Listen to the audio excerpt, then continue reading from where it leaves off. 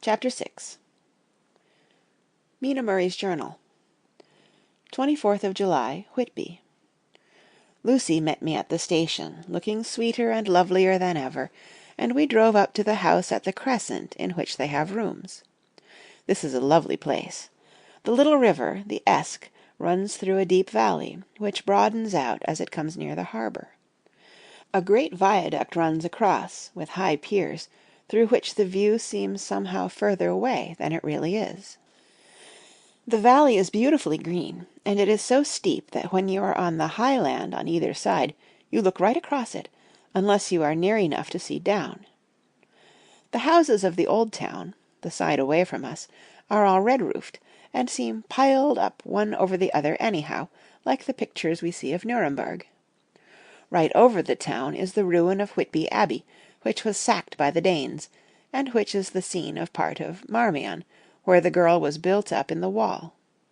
It is a most noble ruin, of immense size, and full of beautiful and romantic bits. There is a legend that a white lady is seen in one of the windows.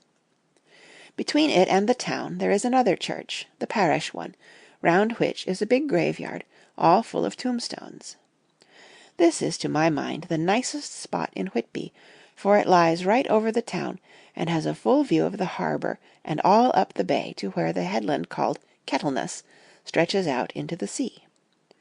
It descends so steeply over the harbour that part of the bank has fallen away, and some of the graves have been destroyed. In one place part of the stonework of the graves stretches out over the sandy pathway far below. There are walks, with seats beside them, through the churchyard, and people go and sit there all day long, looking at the beautiful view and enjoying the breeze. I shall come and sit here very often myself, and work. Indeed, I am writing now, with my book on my knee, and listening to the talk of 3 old men who are sitting beside me. They seem to do nothing all day but sit up here and talk. The harbour lies below me, with, on the far side, one long granite wall stretching out into the sea, with a curve outwards at the end of it, in the middle of which is a lighthouse. A heavy sea wall runs along outside of it. On the near side the sea wall makes an elbow crooked inversely, and its end too has a lighthouse. Between the 2 piers there is a narrow opening into the harbour, which then suddenly widens. It is nice at high water, but when the tide is out it shoals away to nothing, and there is merely the stream of the Esk, running between banks of sand, with rocks here and there. Outside the harbour on this side there rises for about half a mile a great reef, the sharp edge of which runs straight out from behind the south lighthouse. At the end of it is a buoy with a bell, which swings in bad weather, and sends in a mournful sound on the wind. They have a legend here that when a ship is lost, bells are heard out at sea. I must ask the old man about this. He is coming this way. He is a funny old man. He must be awfully old, for his face is all gnarled and twisted like the bark of a tree. He tells me that he is nearly 100, and that he was a sailor in the Greenland fishing fleet when Waterloo was fought. He is, I am afraid, a very sceptical person, for when I asked him about the bells at sea and the White Lady at the Abbey, he said very brusquely, "I wouldn't fash mysel' about them, miss. Them things be all wore out. Mind, I don't say that they never was, but I do say that they wasn't in my time. They be all very well for cummers and trippers and the like, but not for a nice young lady like you. Them feet folks from York and Leeds, that be always eatin' cured herrin's and drinkin' tea and lookin' out to buy cheap jet would creed aught. I wonder mysel' who'd be bothered tellin' lies to them, even the newspapers, which is full of fool talk." I thought he would be a good person to learn interesting things from, so I asked him if he would mind telling me something about the whale fishing in the old days. He was just settling himself to begin when the clock struck 6, whereupon he laboured to get up, and said, "I must gang againwards home now, miss. My granddaughter doesn't like to be kept waitin' when the tea is ready, for it takes me time to crammel aboon the grease, for there be a many of 'em, and, miss, I lack belly timber sairly by the clock." He hobbled away, and I could see him hurrying, as well as he could, down the steps. The steps are a great feature on the place. They lead from the town up to the church. There are hundreds of them, I do not know how many, and they wind up in a delicate curve. The slope is so gentle that a horse could easily walk up and down them. I think they must originally have had something to do with the Abbey. I shall go home too. Lucy went out visiting with her mother, and as they were only duty calls, I did not go. They will be home by this. 1st of August. I came up here an hour ago with Lucy, and we had a most interesting talk with my old friend, and the 2 others who always come and join him. He is evidently the Sir Oracle of them, and I should think must have been in his time a most dictatorial person. He will not admit anything, and down-faces everybody. If he can't out-argue them, he bullies them, and then takes their silence for agreement with his views. Lucy was looking sweetly pretty in her white lawn frock. She has got a beautiful colour since she has been here. I noticed that the old men did not lose any time in coming up and sitting near her when we sat down. She is so sweet with old people, I think they all fell in love with her on the spot. Even my old man succumbed and did not contradict her, but gave me double share instead. I got him on the subject of the legends, and he went off at once into a sort of sermon. I must try to remember it and put it down. It be all fool talk, lock, stock, and barrel, that's what it be, and nowt else. These banns and wafts, and bow-ghosts, and bar-guests, and bogles, and all anent them is only fit to set bairns and dizzy women a-belderin'. They be nowt but airblebs. They, and all grimms and signs and warnin's, be all invented by parsons and ilsome buke-bodies and railway touters to skeer and scunner halflins and to get folks to do somethin' that they don't other incline to. It makes me ireful to think of them. Why, it's them that, not content with printin' lies on paper and preachin' them out of pulpits, does want to be cuttin' them on the tombstones. Look here all around you, and whate'er ye will, all them stains, holdin' up their heads as well as they can out of their pride, is a cant, simply tumblin' down with the weight of the lies wrote on them. Here lies the body, or sacred to the memory, wrote on all of them, and yet in nigh half of them there bean't no bodies at all, and the memories of them bean't cared a pinch of snuff about, much less sacred. Lies, all of them, nothin' but lies of one kind or another. My Gog, but it'll be a quare scouterment at the day of judgment, when they come tumblin' up in their death-sarks, all jooped together and tryin' to drag their tombstains with 'em to prove how good they was. Some of them trimlin' and ditherin', with their hands that dozened and slippy from lyin' in the sea, that they can't even keep their grup o' them. I could see from the old fellow's self-satisfied air, and the way in which he looked round for the approval of his cronies, that he was showing off. So I put in a word to keep him going. "Oh, Mr. Swales, you can't be serious. Surely these tombstones are not all wrong?" "Yablins! There may be a poorish few not wrong, savin' where they make out the people too good.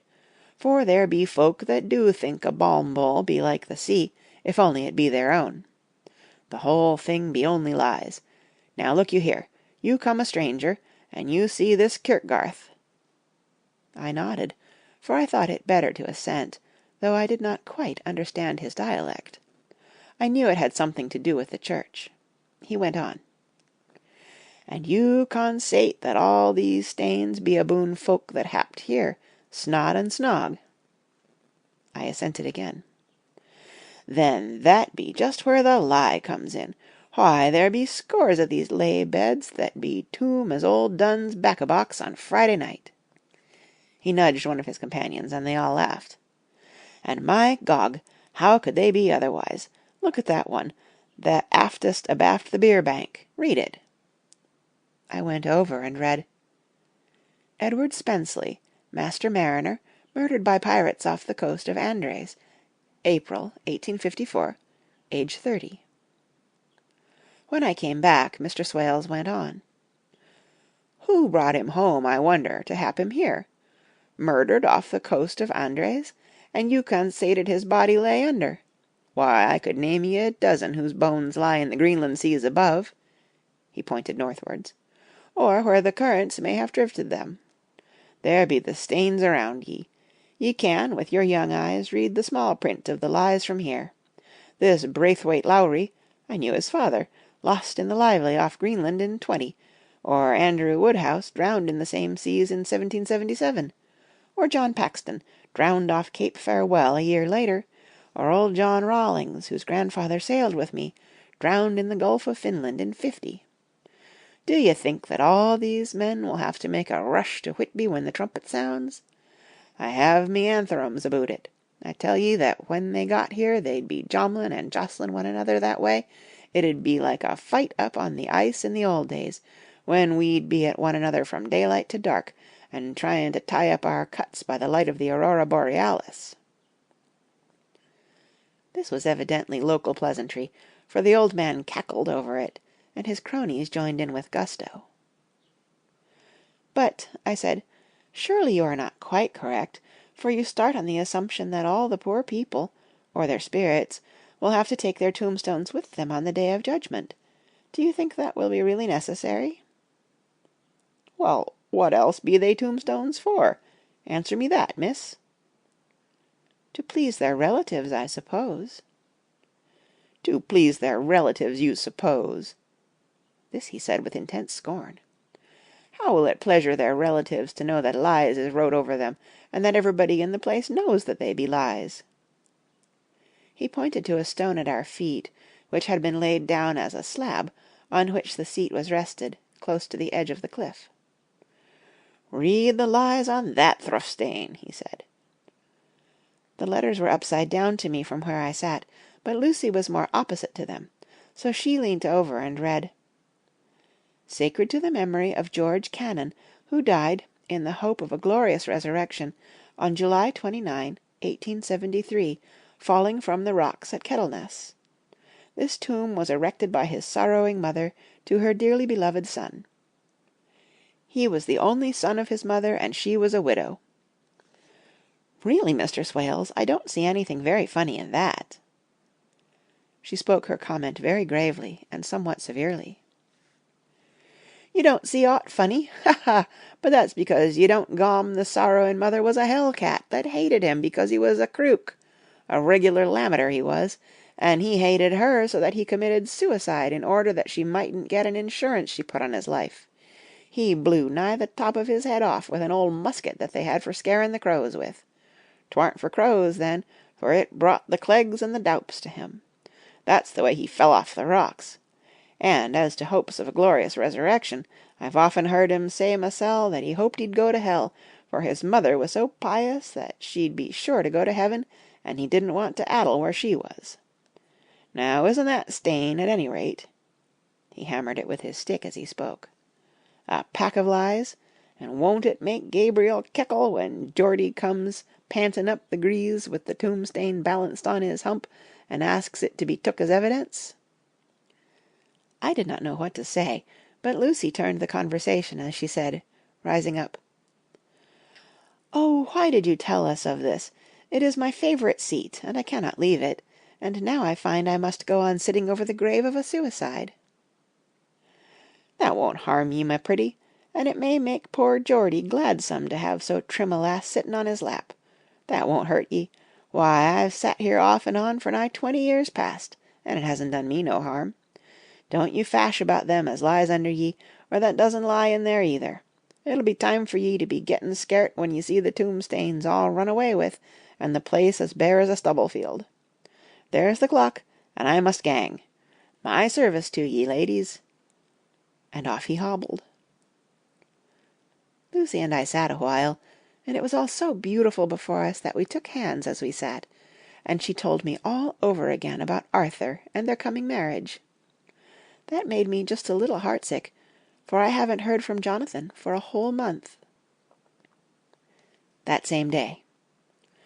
I came up here alone, for I am very sad.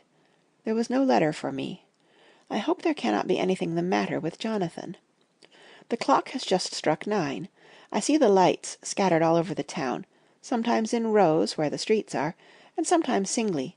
They run right up the Esk and die away in the curve of the valley. To my left the view is cut off by a black line of roof of the old house next the Abbey. The sheep and lambs are bleating in the fields away behind me, and there is a clatter of a donkey's hoofs up the paved road below. The band on the pier is playing a harsh waltz in good time, and further along the quay there is a Salvation Army meeting in a back street.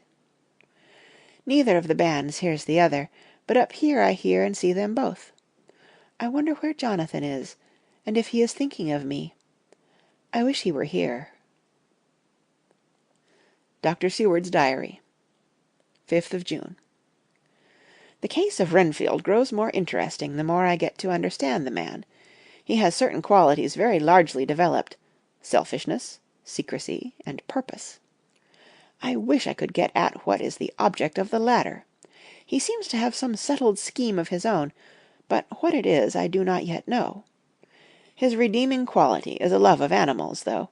Indeed, he has such curious turns in it that I sometimes imagine he is only abnormally cruel. His pets are of odd sorts.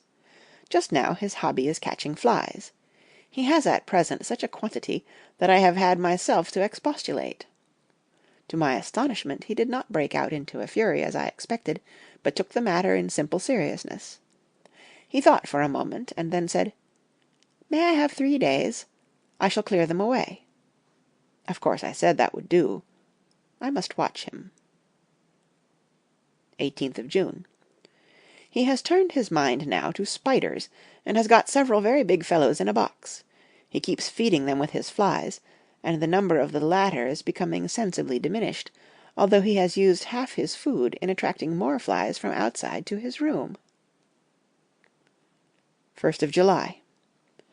His spiders are now becoming as great a nuisance as his flies, and to-day I told him that he must get rid of them.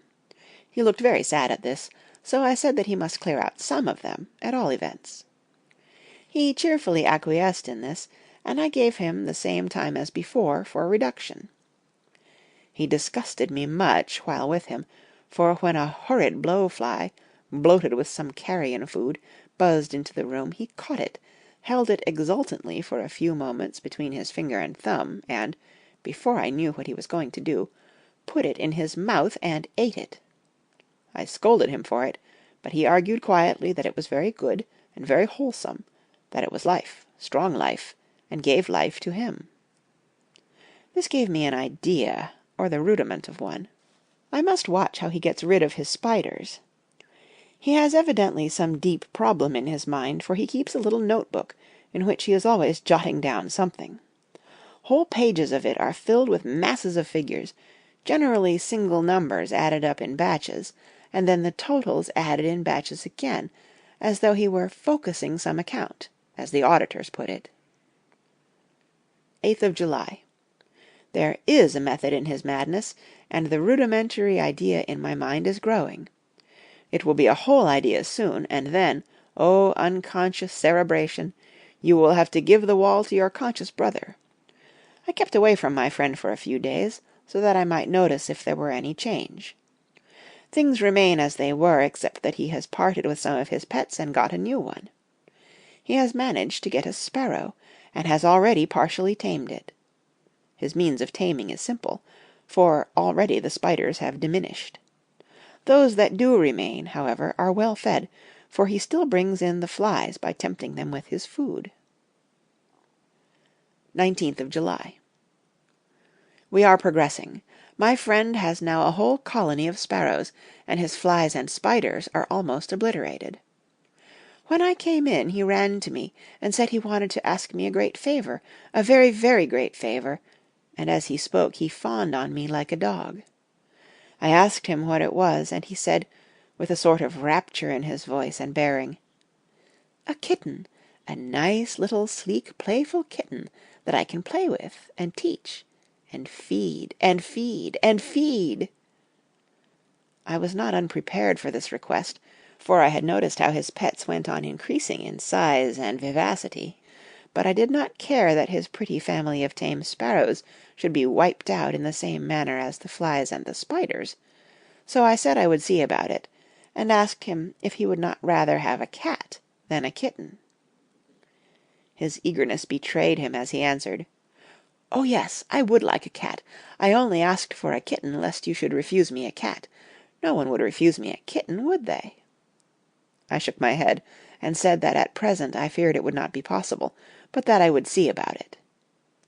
His face fell, and I could see a warning of danger in it, for there was a sudden fierce, sidelong look which meant killing. The man is an undeveloped homicidal maniac. I shall test him with his present craving, and see how it will work out. Then I shall know more.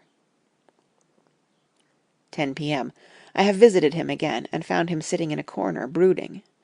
When I came in, he threw himself on his knees before me, and implored me to let him have a cat, that his salvation depended upon it. I was firm, however, and told him that he could not have it, whereupon he went without a word, and sat down, gnawing his fingers, in the corner where I had found him. I shall see him in the morning early. 20th of July. Visited Renfield very early, before the attendant went his rounds. Found him up and humming a tune. He was spreading out his sugar, which he had saved, in the window, and was manifestly beginning his fly-catching again, and beginning it cheerfully, and with a good grace. I looked around for his birds, and, not seeing them, asked him where they were. He replied, without turning round, that they had all flown away. There were a few feathers about the room, and on his pillow a drop of blood. I said nothing, but went and told the keeper to report to me if there were anything odd about him during the day. 11 a.m. The attendant has just been to me to say that Renfield has been very sick, and has disgorged a whole lot of feathers. "My belief is, doctor," he said, "that he has eaten his birds, and that he just took and ate them raw." 11 p.m. I gave Renfield a strong opiate tonight, enough to make even him sleep, and took away his pocket-book to look at it. The thought that has been buzzing about my brain lately is complete, and the theory proved. My homicidal maniac is of a peculiar kind. I shall have to invent a new classification for him, and call him a zoophagous, life-eating maniac. What he desires is to absorb as many lives as he can, and he has laid himself out to achieve it in a cumulative way. He gave many flies to one spider, and many spiders to one bird, and then wanted a cat to eat the many birds. What would have been his later steps? It would almost be worth while to complete the experiment. It might be done, if there were only a sufficient cause. Men sneered at vivisection, and yet look at its results today. Why not advance science in its most difficult and vital aspect, the knowledge of the brain? Had I even the secret of one such mind, did I hold the key to the fancy of even one lunatic, I might advance my own branch of science to a pitch compared with which Burden-Sanderson's physiology or Ferrier's brain knowledge would be as nothing. If only there were a sufficient cause. I must not think too much of this, or I may be tempted. A good cause might turn the scale with me, for may not I too be of an exceptional brain, congenitally? How well the man reasoned! Lunatics always do within their own scope. I wonder at how many lives he values a man, or if at only one. He has closed the account most accurately, and to-day begun a new record. How many of us begin a new record with each day of our lives? To me it seems only yesterday that my whole life ended with my new hope, and that truly I began a new record. So it will be until the great Recorder sums me up and closes my ledger account with a balance to profit or loss. Oh, Lucy, Lucy, I cannot be angry with you, nor can I be angry with my friend whose happiness is yours, but I must only wait on, hopeless, and work. Work, work. If only I could have as strong a cause as my poor mad friend there, a good, unselfish cause to make me work, that would be indeed happiness. Mina Murray's Journal, 26th of July. I am anxious, and it soothes me to express myself here. It is like whispering to oneself and listening at the same time. And there is also something about the shorthand symbols that makes it different from writing. I am unhappy about Lucy and about Jonathan. I had not heard from Jonathan for some time, and was very concerned, But yesterday dear Mr. Hawkins, who is always so kind, sent me a letter from him. I had written asking him if he had heard, and he said the enclosed had just been received. It is only a line dated from Castle Dracula, and says that he is just starting for home. That is not like Jonathan. I do not understand it, and it makes me uneasy. Then, too, Lucy, although she is so well, has lately taken to her old habit of walking in her sleep. Her mother has spoken to me about it, and we have decided that I am to lock the door of our room every night. Mrs. Westenra has got an idea that sleepwalkers always go out on roofs of houses and along the edges of cliffs, and then get suddenly wakened and fall over with a despairing cry that echoes all over the place. Poor dear, she is naturally anxious about Lucy, and she tells me that her husband, Lucy's father, had the same habit, that he would get up in the night and dress himself and go out if he were not stopped. Lucy is to be married in the autumn, and she is already planning out her dresses, and how her house is to be arranged. I sympathize with her, for I do the same, only Jonathan and I will start in life in a very simple way, and shall have to try to make both ends meet. Mr. Holmwood, he is the Honourable Arthur Holmwood, only son of Lord Godalming, is coming up here very shortly, as soon as he can leave town, for his father is not very well, and I think dear Lucy is counting the moments till he comes. She wants to take him up to the seat on the churchyard cliff, and show him the beauty of Whitby. I dare say it is the waiting which disturbs her. She will be all right when he arrives. 27th of July. No news from Jonathan. I am getting quite uneasy about him, though why I should I do not know, but I do wish that he would write, if it were only a single line. Lucy walks more than ever, and each night I am awakened by her moving about the room. Fortunately the weather is so hot that she cannot get cold, but still the anxiety and the perpetually being wakened is beginning to tell on me, and I am getting nervous and wakeful myself. Thank God Lucy's health keeps up. Mr. Holmwood has been suddenly called to Ring to see his father, who has been taken seriously ill. Lucy frets at the postponement of seeing him, but it does not touch her looks. She is a trifle stouter, and her cheeks are a lovely rose pink. She has lost that anemic look which she had. I pray it will all last. 3rd of August. Another week gone, and no news from Jonathan, not even to Mr. Hawkins, from whom I have heard. Oh, I do hope he is not ill. He surely would have written.